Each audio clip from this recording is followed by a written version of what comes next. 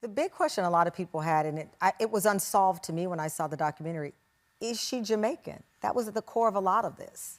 So that is the question that everyone asks me when I tell them I've made a film about Ms.Cleo. And what I'll say, first of all, I didn't know that was one of the clips you were going to pick, but that line where Cleo says, "Truth is not one-dimensional, it's multidimensional," is probably my favorite line of the film. And I think it speaks to her whole story. I think, Miss Cleo was part creation, part hopeful dream. She took bits from Uriah Dale Harris, bits from herself, bits from a life of sort of necessity. For me, Cleo's story is about a world that's often hostile to people that don't fit within its molds. So was she Jamaican? I think that is still up for debate from people in our film. Yeah, no, it's debated in the film. But one of the things that she did do before she passed away, she decided to reveal that she was a member of the LGBTQ plus community.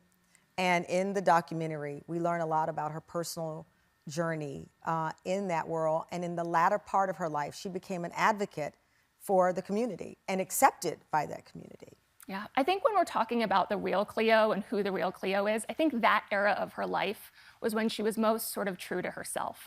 And it's so tragic that she died so quickly after she was coming into sort of the time when she was finally able to be her real self and own who she was. But she did such amazing things toward the end of her life, and this is her partner, Luann. This is her partner, Luann, who's in the doc. Before I let you go, because I just want to point out the two men who ran that company, Stephen Fetter, Peter Saltz, charges against them, FTC filed charges. Miss Cleo's name was taken out of those charges.